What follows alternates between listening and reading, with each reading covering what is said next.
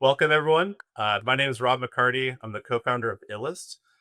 This is Level Up Wednesday, where we explore different AR creator tools, education, and tutorials for those who are in the XR space.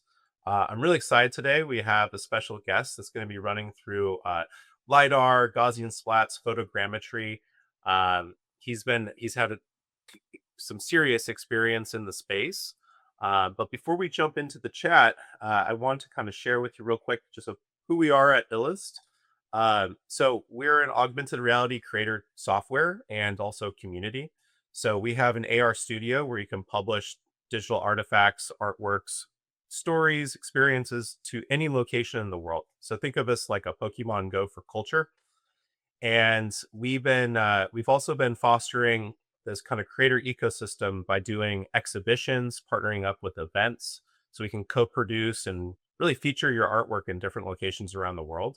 But then also have people go to those locations, capture photographs, share them on socials, and really just kind of expand what we can do with storytelling in AR. And so yeah, that kind of falls into open calls, and then all of course the Level Up Wednesdays, and then we've been expanding our capabilities when it comes to discoverability.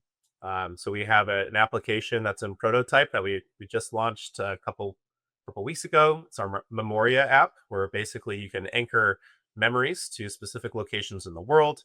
It's on the blockchain, but then you can also launch your own exhibition from it, which we did in the Netherlands with Hanneke and team. So that's a bit about Illust. I'm gonna stop the plug, and I want to introduce our special guest today. Could be tonight, depending on where you're at. But so Nick Kaufmann, I had the opportunity of meeting Nick at South by Southwest. We were LinkedIn friends beforehand, but it was great to just be able to sit down over a couple or those trailer sodas, or what they call them in Austin, but tequila and soda Ranch water. waters. Anyway, ranch water, yeah, over some ranch waters, and yeah, be able to kind of talk about where our vision for where XR is going, some of the things that are really working in the space, and Nick is just a fountain of knowledge, so he has a track record to keep.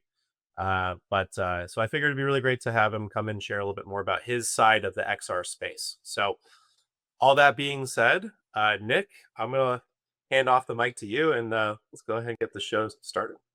Sounds good. I'm gonna go ahead and share my screen.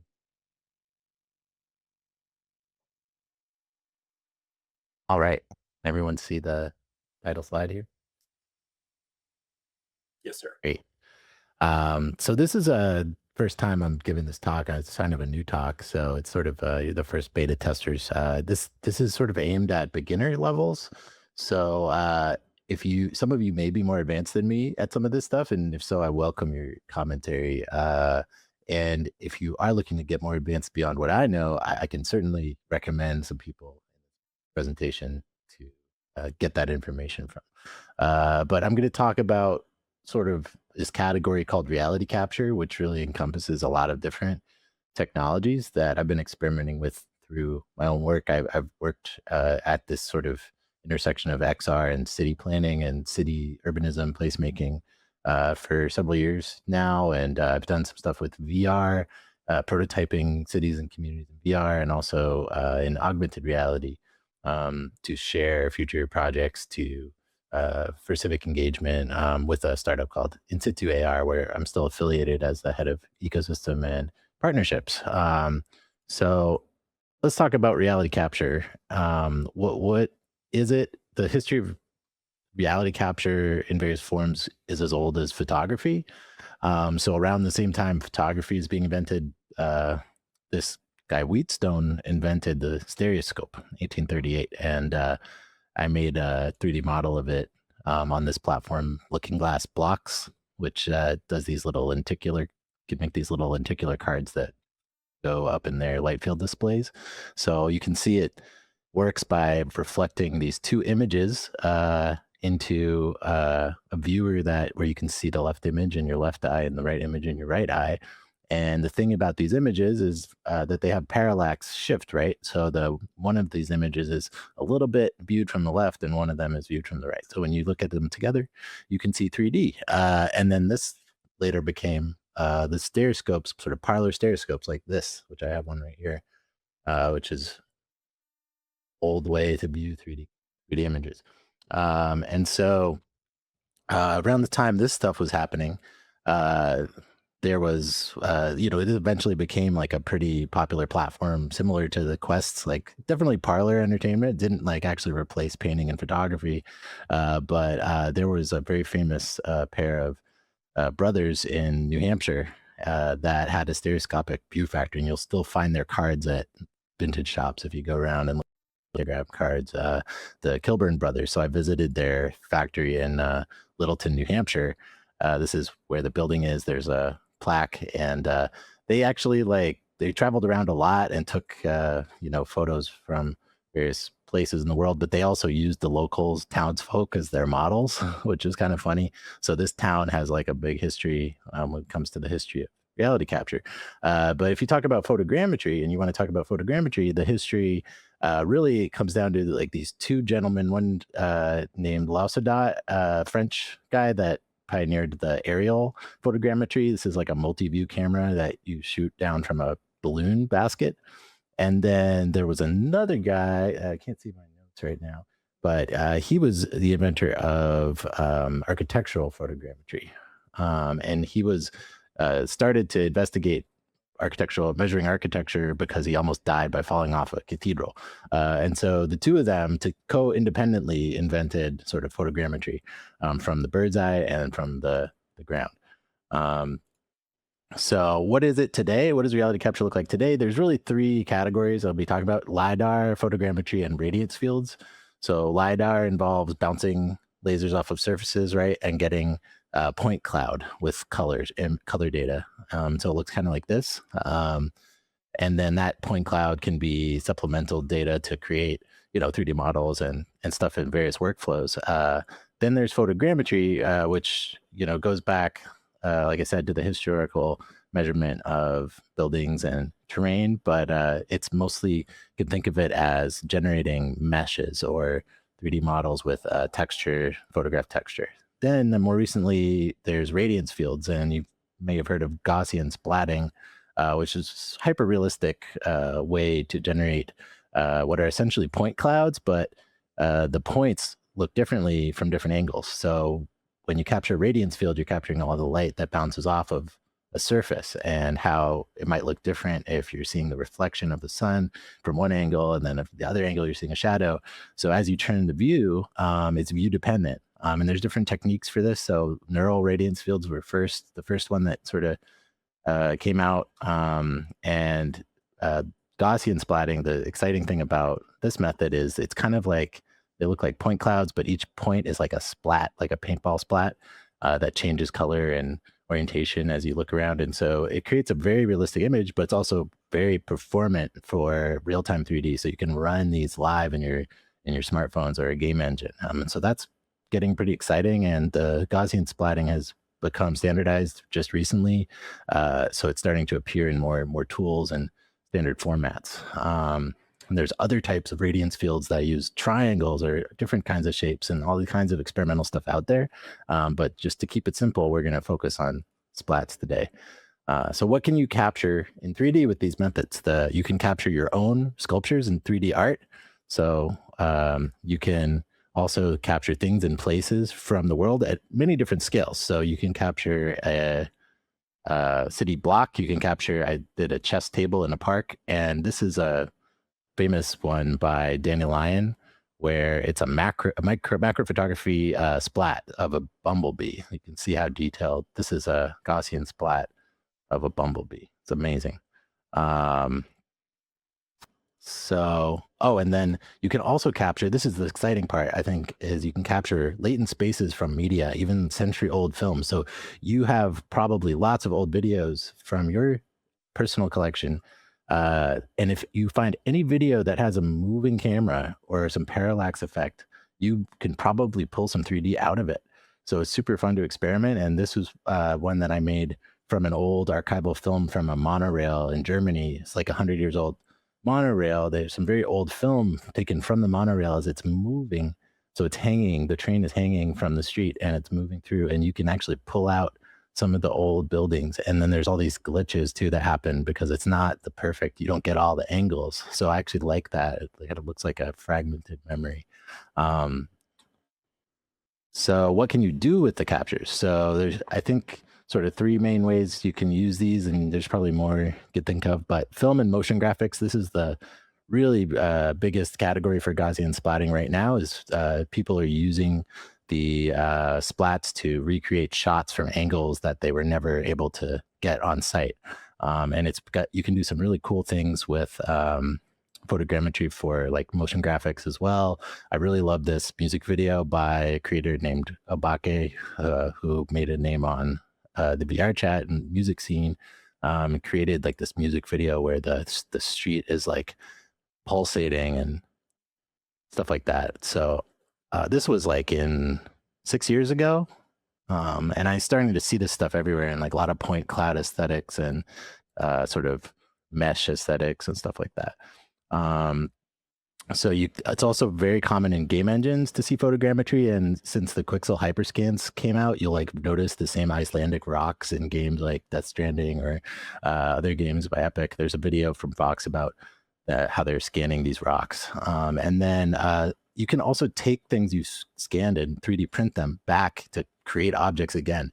And there's Nico Koppel over at the New York Times R&D has been experimenting with sort of taking these sites of newsworthy stuff. So like a protest around a memorial or a building that gets demolished, and he scans them and then reprints them and then projects the textures back onto them afterwards. And it looks really fascinating. So really recommend following Nico's work. And I'll show you later, there's a guide that the New York Times R&D put out for photogrammetry that's really good.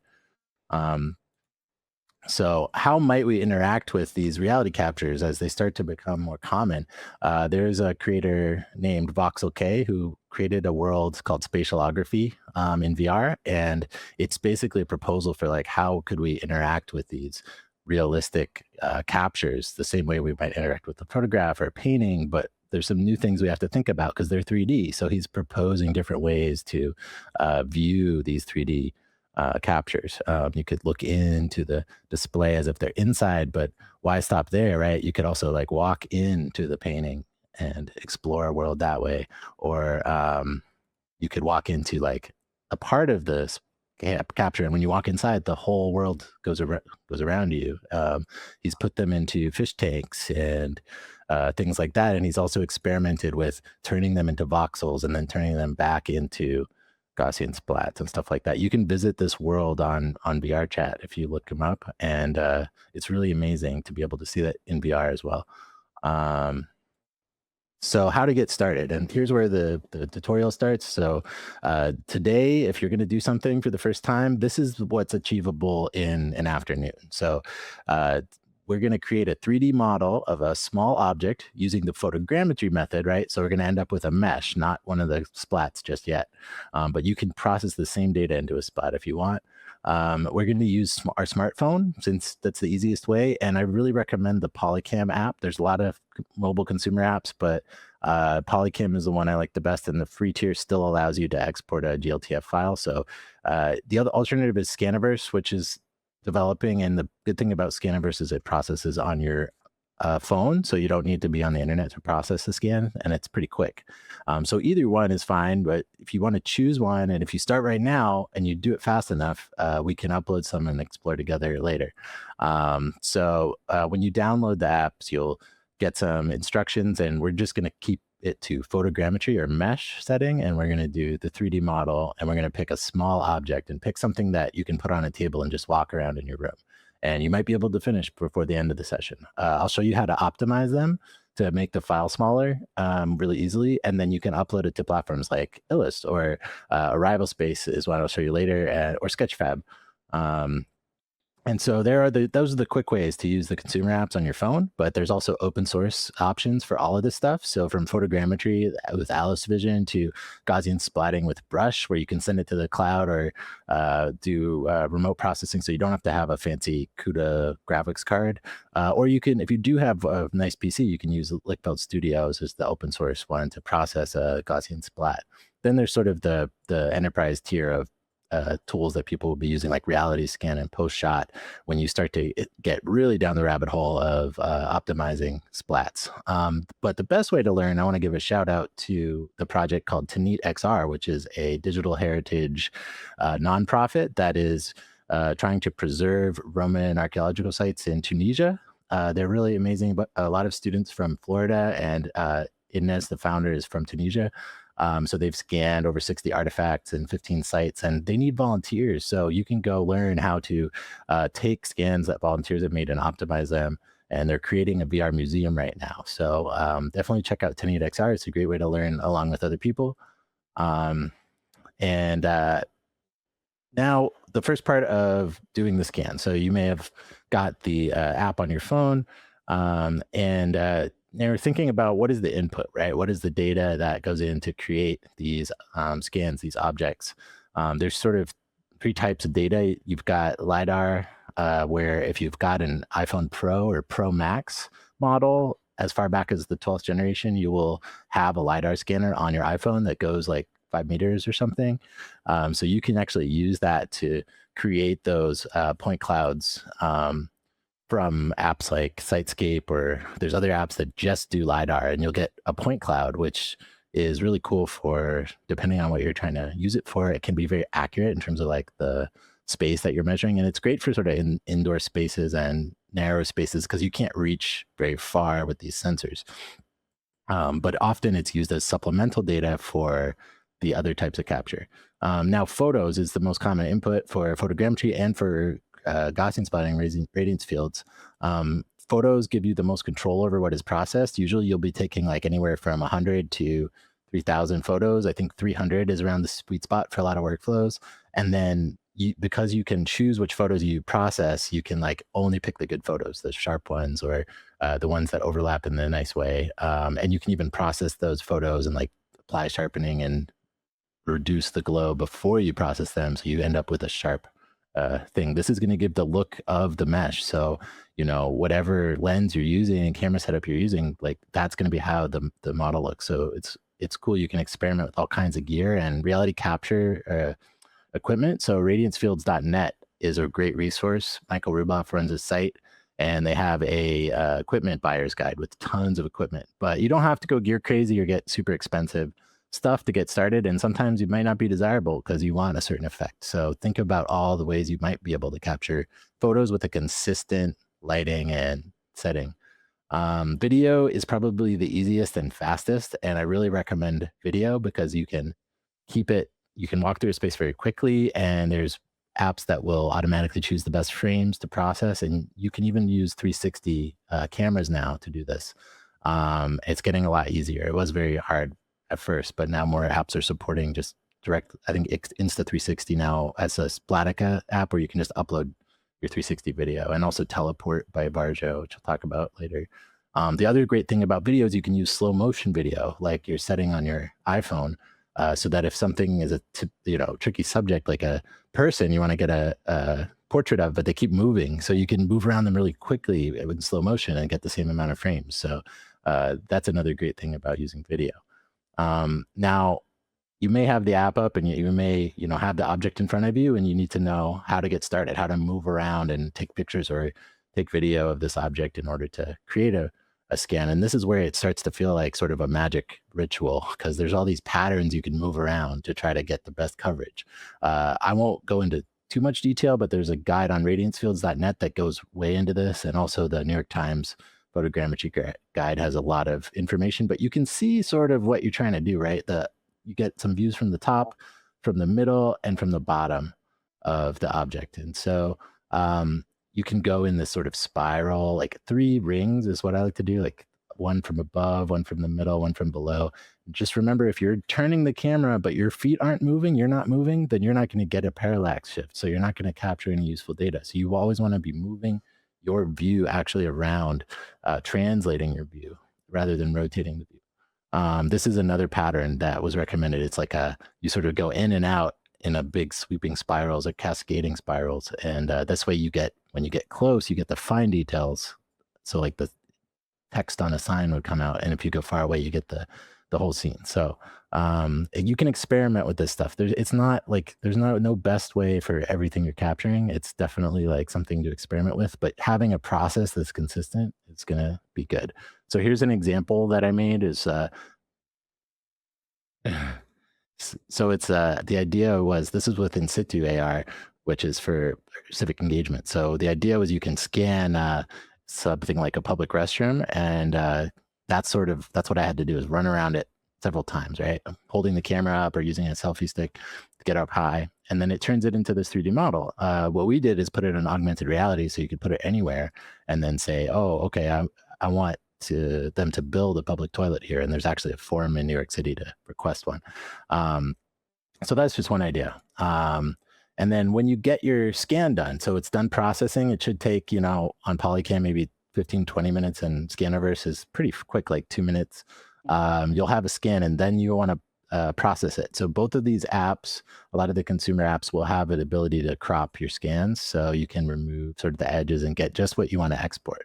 And then for exporting, we're going to be looking for the GLTF option. I think this is the only free option on Polycam to export our scan. But I have for tried Candy before. a question? Oh, okay. So for Gaussian splats, the format is SPZ or SOG, and it's actually getting rolled into GLTF standard soon. So, and then for point clouds, it's PLY. There's also PLY, splat PLY too. But these are the general formats you'll be working with. OBJ as well, and FBX are also fine. So now working with scanned assets. So for example, we've got an asset here in Polycam that I scanned, right? So we do the cropping process, right, and get just the van that we want. And then there's a really cool site called gltf.report where you can upload your model and sort of get some stats about it. Like this is 29.6 MB. This works for GLTF files or GLB files. And then this site has actually a script over here. If you click the script thing, you can basically use various methods to make it a lot smaller, and it's very easy and quick. So you just click the script button. You can decide what kind of texture you want. Some platforms don't accept WebP image textures, and if so, you can change that to PNG. You can change the size of the texture, and then just run the script at the top, and you'll see the size goes down a lot. So it'll usually compress it to like, I don't know, 25% of what it was very easily. And then, so this went from 25 megabytes to 1.7, and I can just export it again. And this is great for AR and stuff when you want to do like a big model, but still have it load quickly. This is a rock that I scanned. So you'll notice like if you scan in the sunlight, you might end up unintentionally baking a shadow into the model. Not to fear, there's tools like Agisoft D-Lighter, which is a free tool where you can actually like even out the shadows and remove hard shadows. And they do this in photogrammetry workflows also to create an unlit texture that they can use to create a normal map. But Polycam will create PBR textures for you in your scanned objects, and you can see them in the GLTF report too. If you look at the texture, I don't know, there's a way to look at it. But I kind of like that you can put yourself in it. It's like an Easter egg. Okay, so zooming ahead, getting back to things, let's walk through one. So I created this one in Seattle, like we were talking about earlier, and I actually uploaded it to Arrival Space, which is very easy. You can upload your SPZ, SOG, GLB directly to a space and walk around.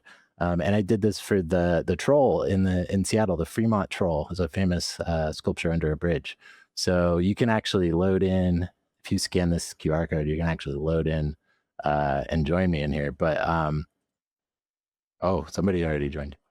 I don't know where the collision went on this thing. Reload it. I think there's different spawn points, but Can this you is show that actually a QR code splat. again so we can try it? Yeah, sure. Yeah, you. here it is. I'm also, oh, by the way, before I forget, I'm going to give you the whole presentation because there's a lot of links in here that you might want to explore. Thank you. Presentation. And also here's another link that goes to a bunch of supplementary links that I gathered for you all. So those are Oops. All right, so check it out here. So yeah, I like Arrival Space already is very early on having support for splats, like right in the engine. So you can actually go, I think the collision for this got messed up, but you can actually walk around and, you know, it runs live in a game engine, and you can do stuff on this platform like relight the Gaussian splats, and you can also do some light and like interactive stuff. So people have made game environments and stuff like that. Definitely check out. I wonder if I can turn off the collision and just bring it down so you can actually explore. And so what a lot of artists will do is actually mix photogrammetry models with splats. So you could use the photogrammetry model to get the fine details on the sign and put objects, and then use the splat for sort of like the surrounding environment. There's all kinds of stuff you could practice on this platform. Okay, zooming ahead, we're at 30 minutes. So I realize some people only have 30 minutes. If you do, you know, the link is in the chat. You can explore the presentation at your leisure and check out all the links. Just talk a little bit about the future and where this stuff is headed. Animation for Gaussian splats is coming, and there's already ways to do it in Touch Designer and other tools like Houdini. And this is a really amazing artist named Keita Kuki that's on Instagram that has done some animations using the Touch Designer plugin called forget TD Pops or something. It's there's a new tool for doing splats in Touch Designer, but he was able to do this crazy Mobius strip hallway effect. And then you can also, you know, use the Gaussian splats to give like an AR effect. So it's like, and then animate a mesh inside of it, stuff like that. So it looks really trippy. So the last bit, if anyone has like 5-10 minutes, I just want to talk a little bit about like what this means from an art perspective. Like what are we actually doing when we're capturing and scanning things? Because it's kind of a contested idea. And if you're ever out with a camera trying to capture things, like, you know that it feels weird. Like, what am I doing? And you kind of feel awkward, and you're kind of worried that people are going to be like, what are you doing? And they don't really understand what you're doing either. You could be dancing. Maybe you're like trying to spy on someone. Maybe you're like, it's all very like strange, what the behavior that it brings out in us when we start to try to scan things. And so, you know, a lot of times the industry will talk about like what we're doing is like, you know, freeing up things and capturing them and preserving them. But that's not the only like way we can think about this. And a lot of artists have thought about scanning in different ways. And so for my industry, like we think about it as a way to collaboratively plan spaces together. So this is on a platform that is not around anymore. Spatial IO sadly closed, but I took a street corner from my hometown and scanned it, and then put the 360 image of that street corner as the skybox, and you can walk around. And Spatial had a really amazing feature where you could bring models in directly from Sketchfab and just sort of like put food trucks in the scene. And this was a real thing that they were trying to do at the time, was make this corner lot into a food truck park. And it ended up happening. So now I walk there and there's food trucks there, but it wasn't thanks to this. But this is the kind of workshops that we did at my last job. And the job before that, when we were in VR, we did some workshops like this based on real sites where we went in as a group and decorated spaces together and tried to imagine what they could be like. I think it's really powerful for doing collaborative sort of visioning. And it's amazing they even cast shadows on the scan here. Spatial was a really great platform. So we also did something recently, me and my colleague Greg Lindsay, where we're threat casting the future. So we're sort of doing the Black Mirror exercise to imagine what are the worst things that can happen with urban technology. So I took scans of the street and put them back on the street in AR, and you can see all the inaccuracies that can happen if you use LiDAR or different methods, and they're all maybe like overlapping. And so different people have different maps of the city in 3D, and they may not all, you know, line up perfectly. And then in the midst of that, we like created these scenarios where we put AR characters on the street based on the stories that the groups created in the workshop.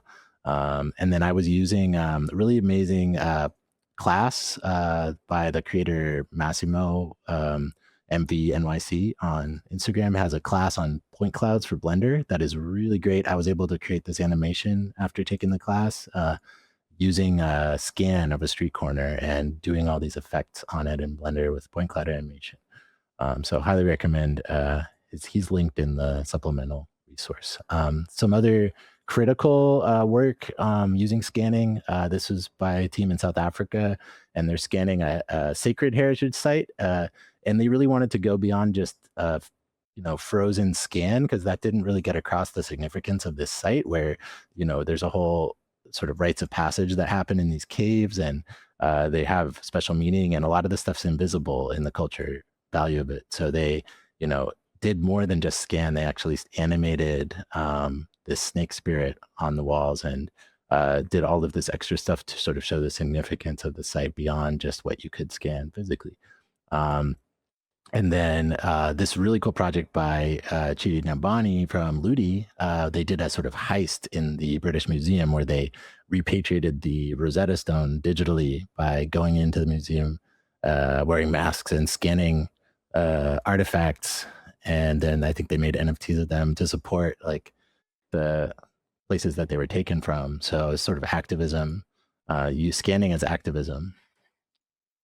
And so this is like what a bunch of people have said about this stuff that I found very inspiring. And there's an old novel by China Miéville, the sci-fi writer, about these two cities that exist in the same place, and you have to walk through them and ignore one of them. If you're a citizen of one, you can't even pay attention to the city, the buildings that are mixed in to the street that you're in. And it's sort of predicting a lot of like AR and this kind of thing where there's digital worlds overlaying worlds.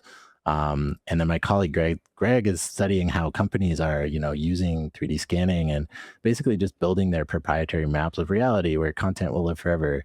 And what was crazy is that it was not even for human consumption. A lot of this stuff is now being used for maps for robots to navigate the city. So like, what are we really doing when we're scanning? Are we just building a map for a robot to navigate?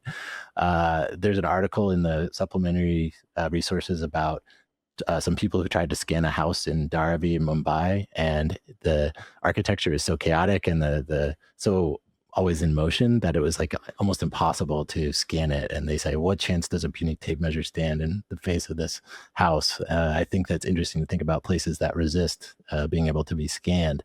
Damien McDuffie from Black Terminus AR has a quote where he's talking about how to keep redlining out of the metaverse. So, who is scanning and who owns the scans is something that's contested. And another similar project, Kinfolk AR here in New York, Idris Brewster is trying to like bring back alternative monuments and preserve sites that were destroyed. And scanning is in terms of a way to save buildings and sites that are going to be destroyed, is a big category. And the same with that team I mentioned in South Africa, where they're trying to go beyond just the frozen scans. It's sort of like, collecting butterflies and pinning them to a board, but you miss out on all the context. And then there's an artist that did some work at the New School about digital colonialism, and she had some really amazing work about 3D scanning and how it can be used, to how it has this built-in sort of colonial aspect to controlling things, but also how it might be subverted. And so she has a really great quote about, how could we scan things to sort of bring out the spirit and change us instead of like have control over the world. So I have a bunch of further reading here for everyone in the reference guide. Go off and explore. It's a really cool world. If you try to figure out the best way to do it, you're going to go crazy. So my advice is to just experiment. If you look at what people are doing with scanning, they're all having totally different workflows. And so sometimes the errors are more interesting than the perfect scans do. And some more art projects to check out that are really interesting. ScanLab is a really cool one. Check out ScanLab. And then some other artists on Instagram that you might be interested in, very inspiring. For me, MV is the one that has this course on point cloud animation in Blender. It's really great. So that's it. Keep in touch. This is my contact information. I'm looking for new projects. I'd love to collaborate and do workshops and stuff like that. And we have a really small community for XR cities trying to sort of get this space more connected. So happy to answer any questions or go back and revisit something. Sorry, so quick to fit into a small time period, but thanks everyone. Awesome, Nick. That was phenomenal. That the possibilities are endless, and yeah, I really appreciate you going into such detail, but also providing resources for us to look at after the fact. I'm sure some folks here have some questions for you. If you do have a question, if you could, let's see, if you just want to turn on your mic, and I don't think the school system has a hand raising capability, unfortunately. But yeah, if anyone has a question, feel free to just jump in. I do. Awesome. Take it away, Trish. So I use the main mobile app that you mentioned. Is it Polycam. Polycam? That's I've been using that for a while, and I I've done a couple Gaussian splats, and I really appreciate what you were saying, how you have to move in and out with the camera because I go Mm, just around, yeah. and I love how you brought up you get that attention to detail by going in and out, and that you got to keep moving. Because when I use it, and so here's my question: when I use it, it Yeah. tells me to slow down and stop, but Yeah. it's saying keep moving. Yeah. I think it's like yeah, it's a slow, like you don't want to stop, but it's almost like the walking meditation, sort of Zen meditation, where you're walking very slowly, toe to toe, and smoothly. And I think somebody was saying it's like a concentric spiral works really well. You could start close and then get further and further away, or you could start further away and get closer in a spiral. But yeah, definitely. I think what the algorithms are looking for, or the structure from motion Mhm. algorithm is looking for like slightly overlapping frames. So the next frame has some of the last frame in it. So when it tells you to slow down, it's because those frames might be far enough apart that they don't overlap anymore. Okay. I I know that it's also looking for features. So, for example, if you're in a cathedral that has a lot of columns and you want the whole space, you can focus on one column at a time and do circles around each column. Because I think part of the algorithm looks for recognizable features in the image. So, sort of anchor points. okay. Yeah, I'm using it a lot right now with my America 250 project, where it's a augmented reality project with with history and art, and I'm using it on the Apple Treehouse Museum of Jersey City, recreating the original home that was there when Washington planned his battle at Paulus Hook with Lafayette. And then my next one is going to be Jackie Hollow to recreate that landscape, how it looked in 1779 with the coldest winter they ever had during the Revolutionary Mm. War. So you mentioned that you could use actual photos that I could do I upload the photo into Gaussian Splat to Yeah, you can. get I it or think Polycam will allow you to upload like a set of photos as well. And then yeah, I don't know how Scannerburst does it, but you can usually upload photo sets either zipped or like a folder of photos. And I think Polycam's pretty restrictive on their tiers, like the pro tier and the business tier allow a lot more photos. Whereas some of the other platforms allow you to do that for free. yeah, I I think think this the the business trade-off with Scaniverse is I think you have to sort of go on their map, if you're creating scans. But the classic version is still there, and I think that might be still free. and have you tried the Google, Maps app version for that? Uh, I'm not sure which one that is. Is it called Someone just showed it to me the other day. Um, Interesting? yeah, I'll have to I might have I to know follow about their geospatial creator thing, but I don't know. I didn't know that they maybe had their it's the own geospatial thing. creator, I'm sorry. Oh, Thank you. okay. Is that for like I would have thought that was for AR and stuff, but if it can do splats, that would be really interesting. I'd like to learn more. It's I know really Arrival more Space has AR. it. Yeah, it's more AR than splats, Oh, but I interesting. think you could probably take that and import it into this. Yeah, like I was saying too in the beginning, like you can actually take any 3D environment where you have the ability to rotate a camera around and capture from it. So, I mean, with permission, but people have been using video games to like capture scenes by Mm. going using the photo mode and just going in circles. So same thing from any sort of 3D map. Arrival Space has some Google Map Tile integration recently, so you can even pull in, parts of the city into your world, and then add your scans on top. You can even simulate AR that way and stuff. Wow. Thank you so much for sharing your knowledge today. This is great. Thank you. Oh, Leah says that, yeah, Scannerverse is free. You can post to the map, but you can also keep it personally. So that's great. Floyd is talking about using a pole, and yes, it's awesome. A lot of people are using drones for photogrammetry, but I never wanted to bother to get a license for drones and stuff. So I liked using poles, and I'm thinking about other things you could do, like with balloons or other ways you can get a camera around that don't involve.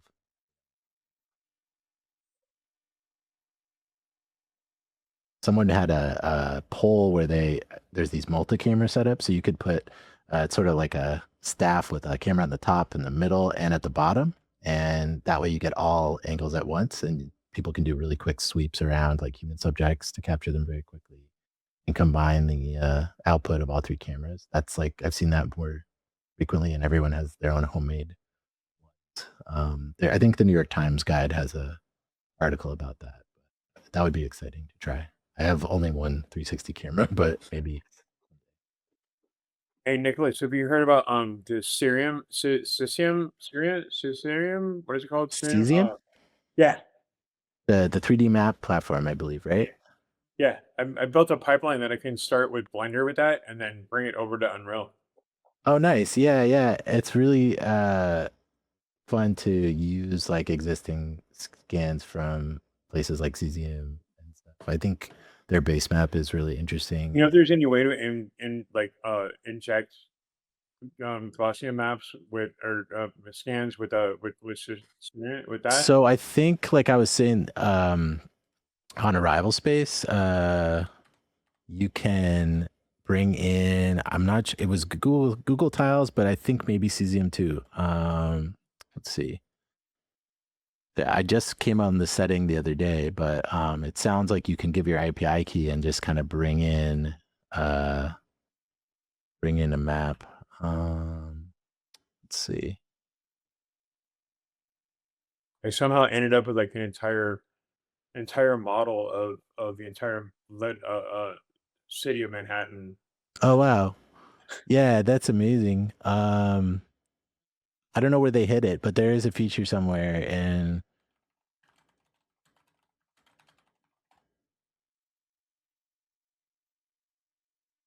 yeah, Radiance Fields is the place to go for all the news. It looks like they had an article about this. They have spatial animations, and then yes, it looks like they can do cesium in there as well. So Well, we're not to that's like do pretty that. interesting. Yeah. I'll plug that in. Yeah. Because I'm not This on is my the, computer right now with it, but I plug that into my Hermes and like have it Hermes like run it through there, like have it like. Oh set it. wow.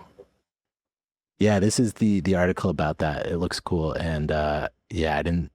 There's so much that I couldn't cover in this talk, but like there's some really amazing equipment from this company X Grids that is making sort of units that have multiple cameras and LiDAR on them. And it's cool how you can be a pretty effective solo freelancer with this stuff and start a business. And right now I just have a couple cameras and a smartphone, but if you do enough, some of the entry level scanners like the Portal Cam, I think it's around 10, 15K. So once you start to upgrade that, you can be a one person powerhouse. Hey Nick, I have a question. And I just want to say thank you so much for that presentation. It was very insightful. So I just recently graduated with an MLA in landscape architecture, and unfortunately, we didn't touch enough of this, although I kept pushing for it. Mm.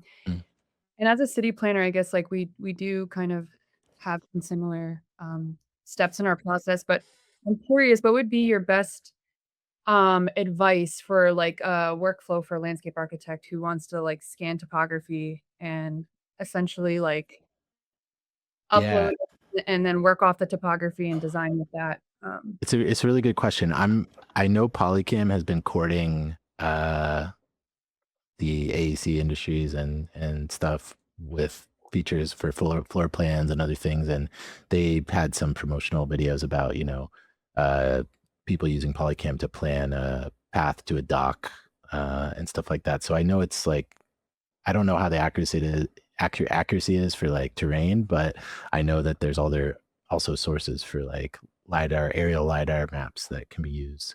Like I don't know how accurate it needs to be certain projects, but I think like absolutely just starting with like a consumer grade scan. I think I've seen in the industry like these tools are really great for talking to lay people or people who may be difficult to read like a plan the way that you might draw a schematic for landscape architecture, but it's easier to walk through. Like there was uh, a company in England I visited in Southampton, and they did a rooftop garden for a hospital, like an NHS hospital. And they had built the plan as a world in Spatial IO before it was built, so you could walk through it. And they used that to talk to their clients and share information about the project. And what they told me is it was very useful for avoiding cutting corners, like sort of arguing for keeping things in their plan and why it was important to keep certain things and not cut them from the budget. So that was interesting.